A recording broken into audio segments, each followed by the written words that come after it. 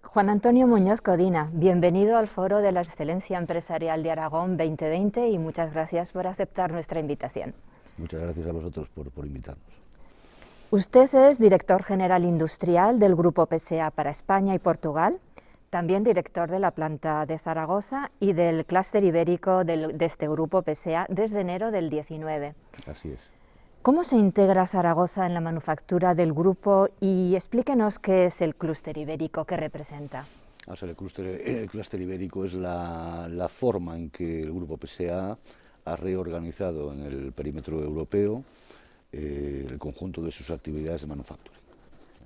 Entonces engloba las 4 marcas, se fabrican coches de las 4 marcas, Peugeot, Citroën, DS y Opel, y se ha organizado en torno a 6 clústeres. Uno de ellos es el clúster ibérico, que incluye 4 plantas, 3 en España y una en Portugal, y una de las que está en España, evidentemente, es la planta de Zaragoza, además de la planta de Vigo y la planta de Madrid.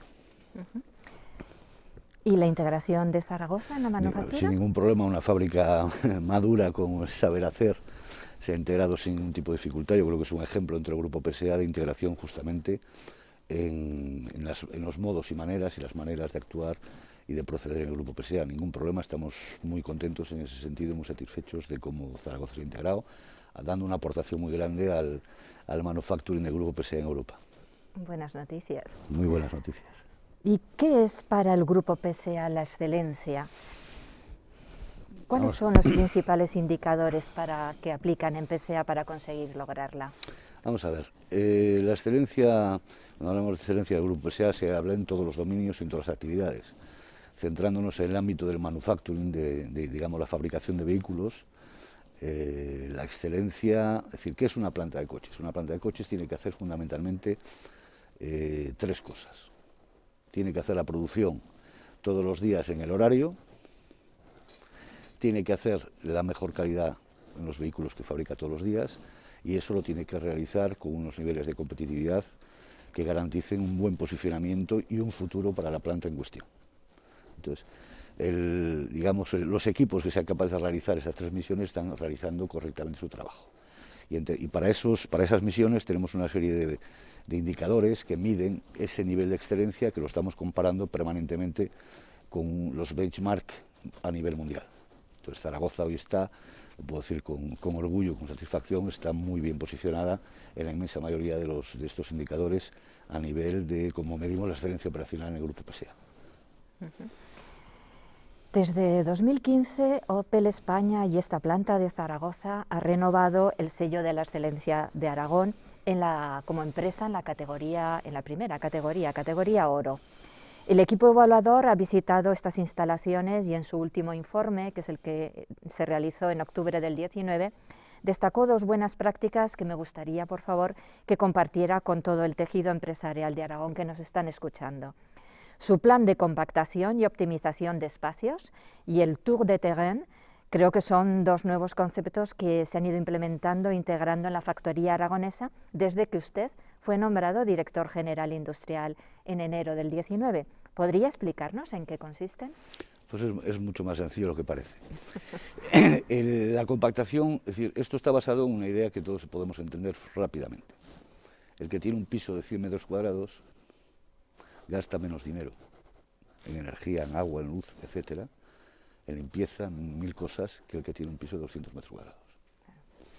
Entonces, lo que se trata de la compactación se trata de limitar al mínimo necesario digamos, lo que la planta necesita para producir la cantidad de vehículos que tiene que producir. Es una cuestión pura y dura de optimización de gastos y de recursos. Ese es el primer concepto. Entonces, tenemos una dinámica que consiste en estar explorando permanentemente todo aquello que podemos compactar, reducir y llevar la planta sin que pierda su capacidad de producción, llevarla a un perímetro en términos de metros cuadrados y de recursos, tanto materiales como de energéticos, al mínimo posible. Simplemente es esto, no hay más que esto. Las ideas de dónde salen, de los equipos locales que han entendido esta idea y trabajan como cosacos permanentemente para estar mejorando nuestra forma de operar en un perímetro mucho más reducido. Y la segunda parte, los Tours de Terrain, es poner en manos también de los operacionales del terreno, la gente de los niveles más bajos del escalafón jerárquico, la responsabilidad de cuáles son aquellos parámetros que hay que vigilar, que hay que medir, para que las operaciones, diferentes operaciones en el proceso de fabricación de un vehículo, se realicen como está previsto en su nominal de funcionamiento, que es, obviamente, el nominal de funcionamiento está definido para que sea con el mejor nivel de excelencia.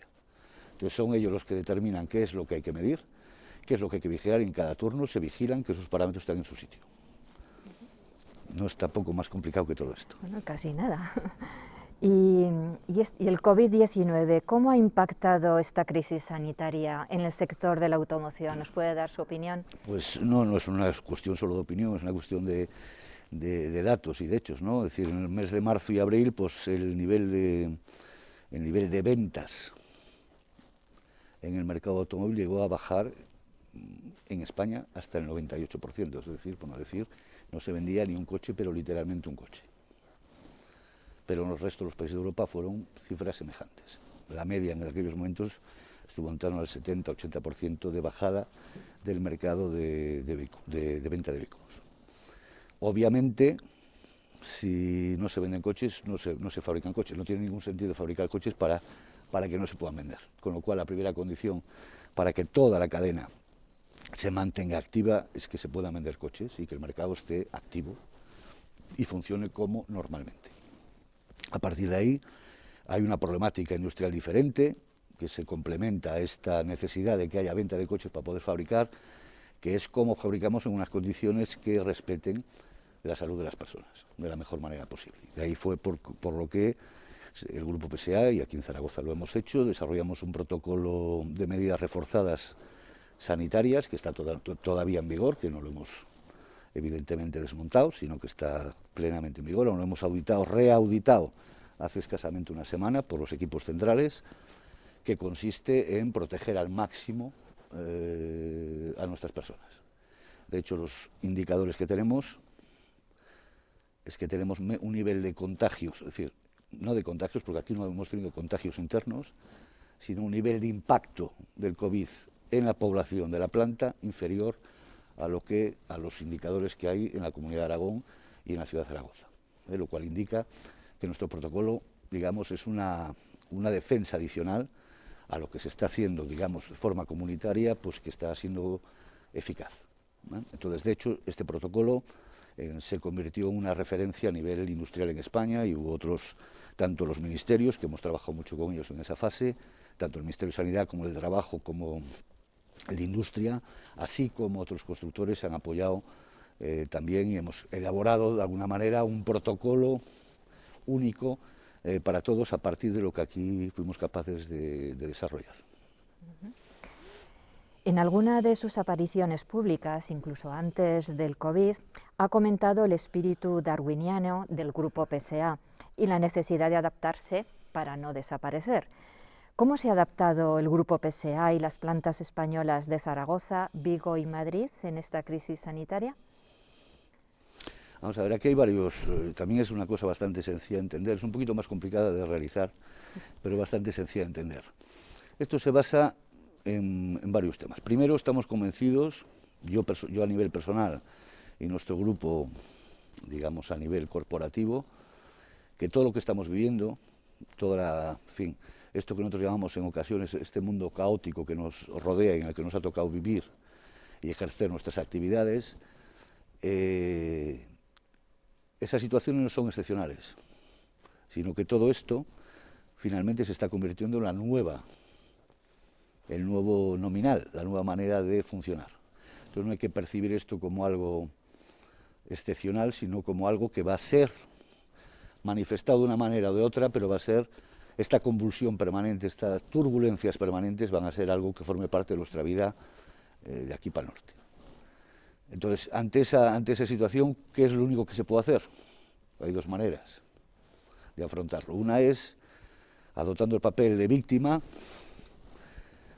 y quejarnos y lamentarnos, etcétera, etcétera, y la otra es decir, ¿qué puedo yo hacer para adaptar,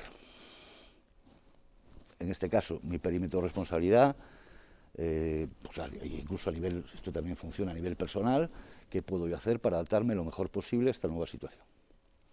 Y esto es lo que llamamos el espíritu darwiniano, que es la capacidad de adaptación de las especies, ¿no?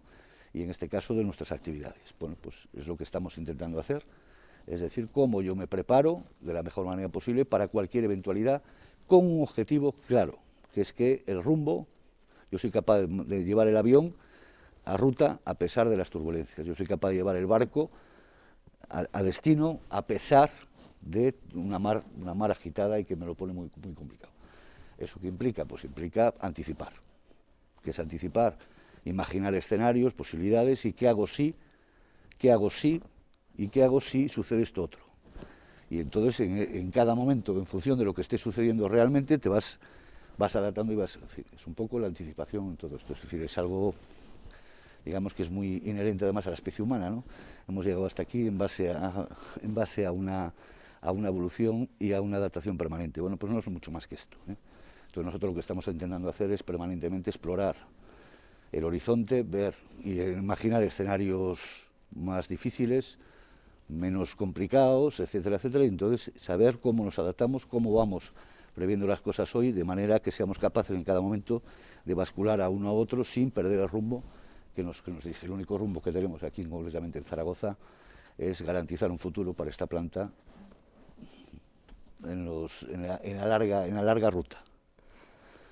Ni más ni menos. Y siempre hay una línea recta, que es el teórico, pero luego la realidad, la vida, nunca te lleva por encima de la línea recta. La vida te va, en base a sacudidas, etcétera, te va llevando. Lo que hay que saber siempre es ser capaz de volver al camino y a la ruta. Y esto es la vida a nivel personal, a nivel individual y a nivel, por supuesto, colectivo. Dice de anticipación del grupo PSA, y podría concretarnos más en qué se ha anticipado. Hay el grupo. muchísimos ejemplos, ¿no? Yo creo que uno que está hoy muy de moda, se habla mucho de esto, es todo el tema de la electrificación de los vehículos, ¿no? Entonces, saben ustedes que a partir de este año 2020 ha entrado en vigor una reglamentación en materia de emisiones, en particular de CO2, muchísimo más dura de lo que con lo que veníamos conviviendo desde hace unos cuantos años, y eso no se improvisa de un día para otro, ¿eh? Entonces esto fue decisiones que se han tomado hace 6, 7 años, donde justamente con esa visión de anticipación el grupo ha previsto desarrollar unas plataformas multienergía que permiten hoy fabricar, no importa qué modelo, es decir, todos los modelos, en base a esas plataformas multienergía, que son plataformas que permiten que el vehículo esté motorizado con un motor gasolina, o con un motor diésel o con un motor eléctrico, sea completamente eléctrico o sea híbrido en algunos casos. Entonces, hoy, para nuestra satisfacción, pues en España, en esta planta, fabricamos un vehículo completamente eléctrico, de nueva generación, el Corsa eléctrico. El grupo PSA es el único constructor que en España, en todas sus plantas, está en estos momentos fabricando vehículos completamente eléctricos. Y, bueno, básicamente es esto.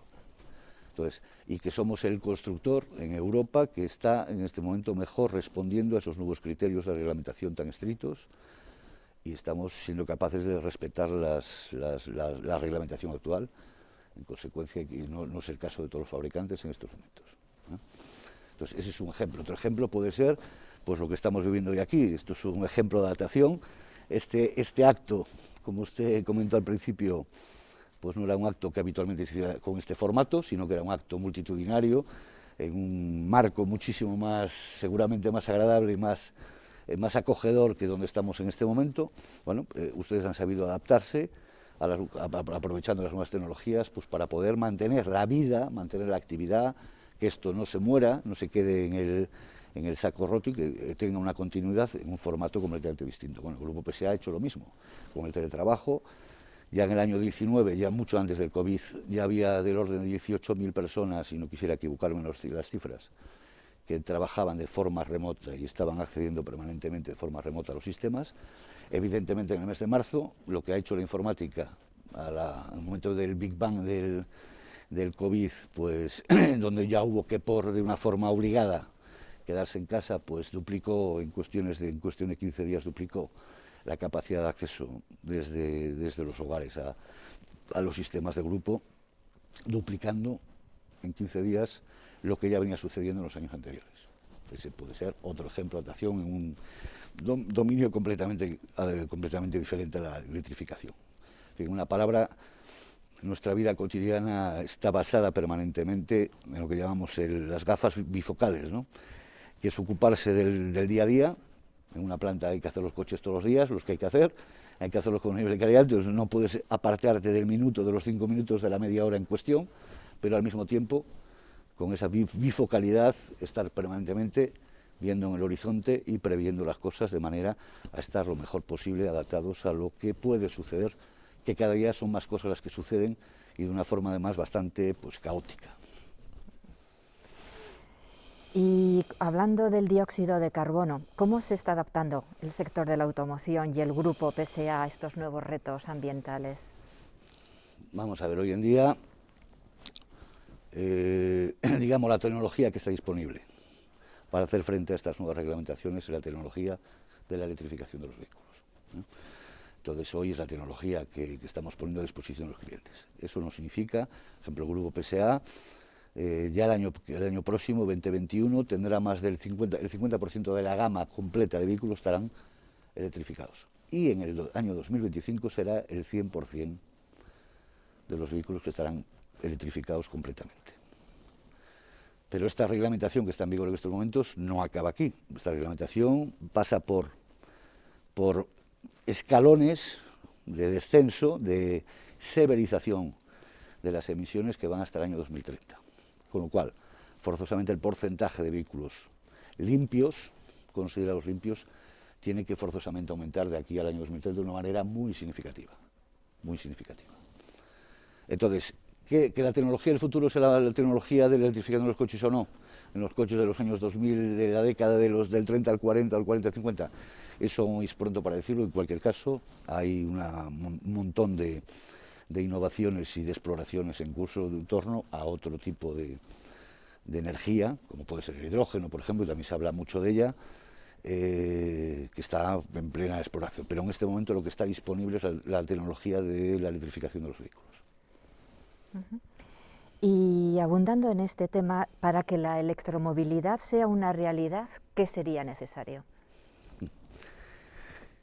Bueno, aquí hay un poco una pequeña, yo diría, me atrevería a decir que contradicción, ¿no? Porque quien de alguna manera ha legislado en esa dirección que obliga a que hoy el porcentaje de vehículos eléctricos, tiene que ser significativamente más alto que lo que era en los años anteriores.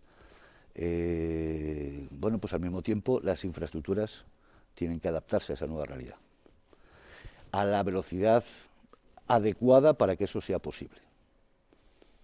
Entonces, en fin, es triste decirlo, es lamentable, es algo que ya hemos dicho por activa y por pasiva, lo hemos repetido en innumerables ocasiones. Yo sé que hay proyectos en curso, pero España está a la cola en Europa, por ejemplo, en materia de infraestructuras de puntos de recarga en el panorama europeo, por ejemplo, ¿no? Y eso es una asignatura pendiente de la que no podemos escapar.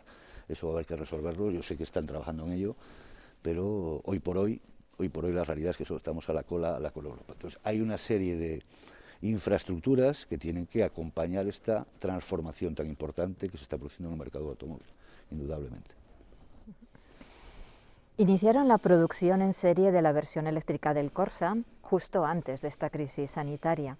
¿Cómo va la producción de este coche Corsa eléctrico? ¿Están satisfechos? Pues va francamente bien.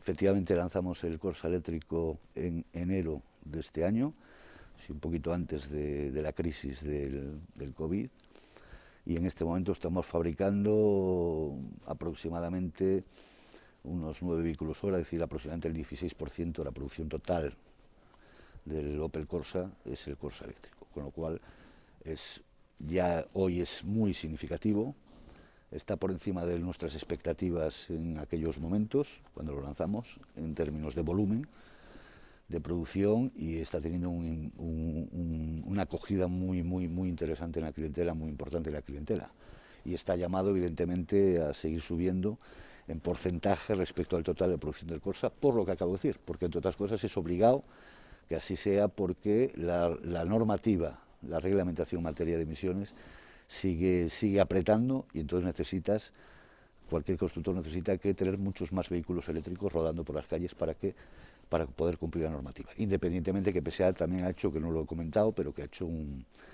trabajo también muy importante de optimización y eficiencia en cuanto a emisiones de los motores térmicos conocidos, con las depoluciones Euro 6.3, bueno, en fin, no voy a entrar en temas de índole técnica. Entonces, bueno, pues es una carrera en ese sentido, ¿no? Más vehículos eléctricos rodando y más eficiencia en los vehículos térmicos que todavía seguimos fabricando.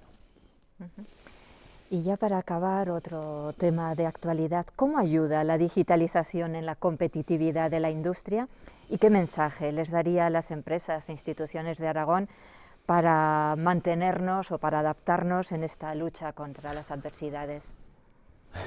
Son dos cosas que están relacionadas, pero que son un poco diferentes, ¿no?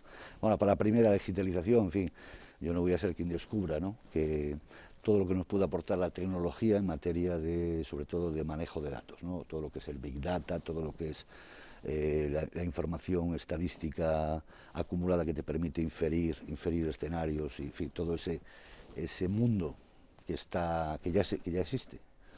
Todavía yo diría que no está completamente desarrollado, implantado en nuestro negocio al menos. En otros sectores de la actividad económica sí ya está un poquito más. Es una carrera imparable, estamos en ello. Aquí hay múltiples ejemplos que le podríamos mostrar de aplicaciones de ese tipo de tecnología. Es decir, que la respuesta es un sí rotundo, y eso será cada día estará más presente en nuestra vida. Y como consejo, yo no soy quien para dar consejos a nadie. Yo diría lo que acabo de repetir, un poco lo que dije al principio, ¿no? Yo creo que de esta, como se dice vulgarmente, de esta vamos a salir, por supuesto que vamos a salir.